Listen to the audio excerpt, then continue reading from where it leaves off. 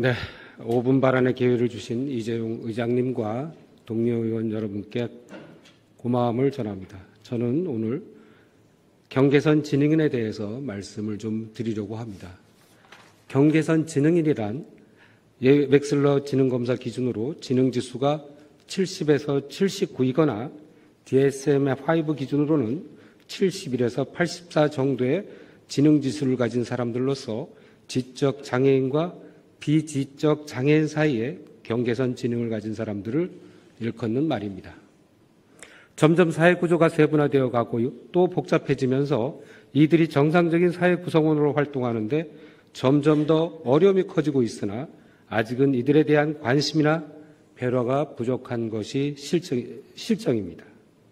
이들에게 사회 참여의 기회를 제공하고 정상적인 사회 구성원으로서의 권리와 사회 생활권을 보장하기 위해 사회 활동에 필요한 인지 능력과 학습 능력 그리고 적응력을 높이기 위해 제도적 장치를 마련해야 한다고 생각하고 있습니다.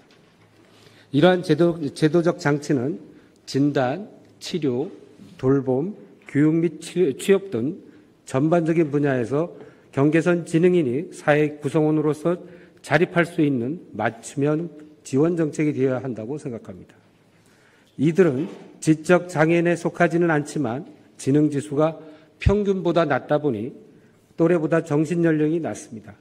학습 능력, 어휘력, 인지능력, 이해력, 대인관계 등 어려움을 느끼고 살아가고 있음에도 불구하고 일상적인 대화 시에는 평범해 보인다는 것이 문제입니다.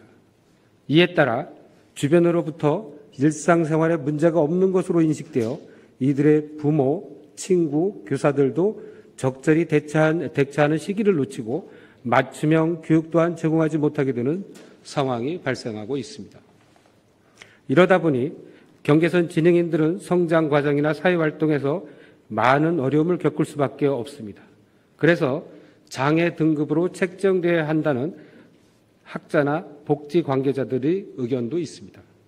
국내 인구의 13.5%에 해당되고 있고 서울시의 경우 약 135만 명이 경계선 지능인으로 추정된다고 하는데 그동안 법적 장애인이 아니어서 교육과 복지 정책에서 소외되고 있었으나 서울시는 경계선 지능인의 자립과 사회활동을 돕기 위해 앞으로 3년간 평생교육 지원종합계획을 수립해 시행하겠다고 언론을 통해서 발표했습니다.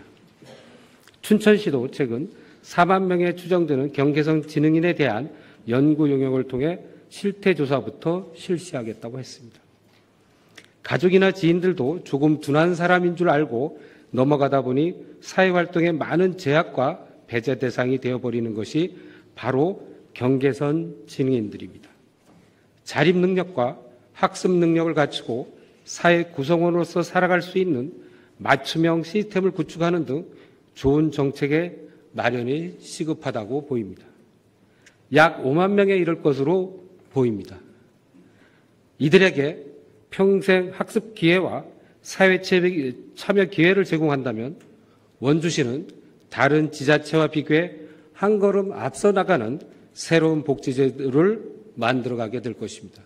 경청해 주셔서 감사합니다.